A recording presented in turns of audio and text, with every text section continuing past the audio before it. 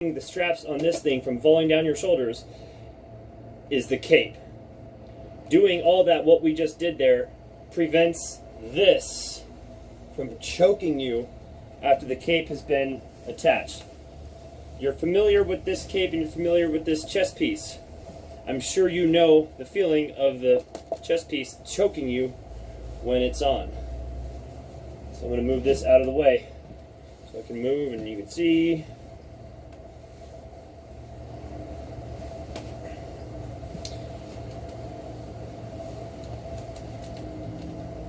Now this may not be so easy because I don't have the full costume on, so I could move a little bit better.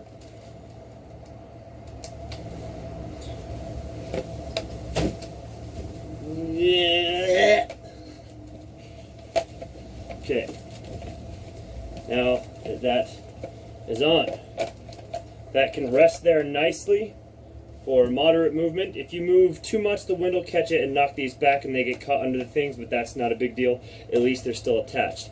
But also, at least the cape itself, if I pull on it, it's not going to go back because I'll have the helmet here.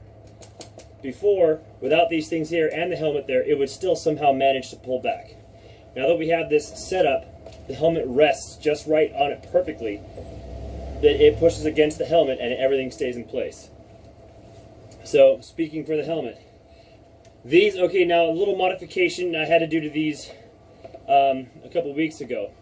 One of them has the zipper. The other zipper came off entirely and I had to just think of something on the fly as I'm getting dressed.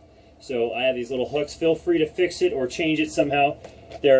It's just a piece of a key ring. I straightened the piece of a key ring out to create like a little thing that can kind of hook on to the other side. So when I'm putting it on, I just hook it through the fabric like that on each side.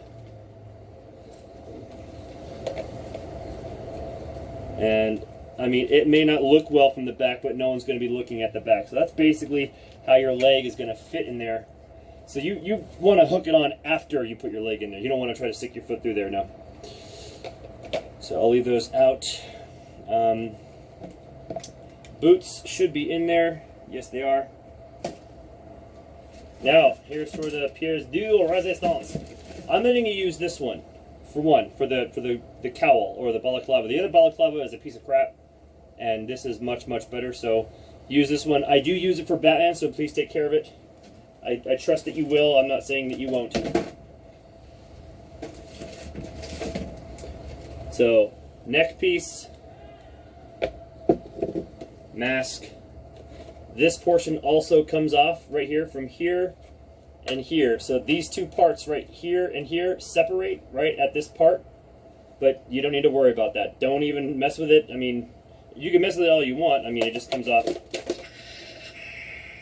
like that, but I mean, you don't need to, is what I'm saying. It's not necessary for, you know, the only thing I could see that for is if you like have someone take it off to reveal that you're all messed up inside and, you know, you look like you got the makeup, as if you have the makeup on in there. And you look like, you know, the guy who played Darth Vader with the makeup. Otherwise, I'd say just keep it on there. I mean, it's a cool novelty. There is a strap in the back that keeps this on very well.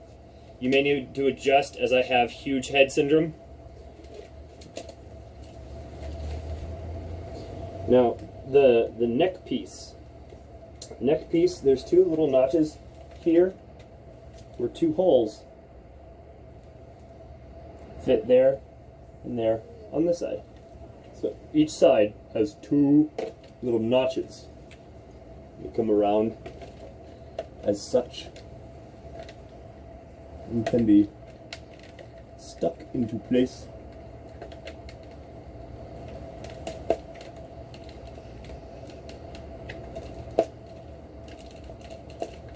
There's one.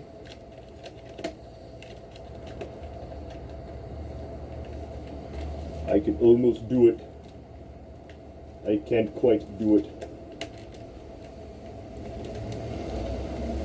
And I'm sure you could figure it out.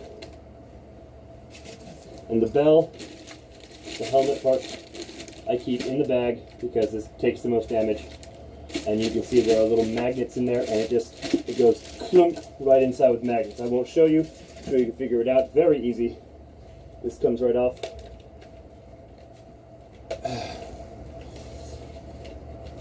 Nah.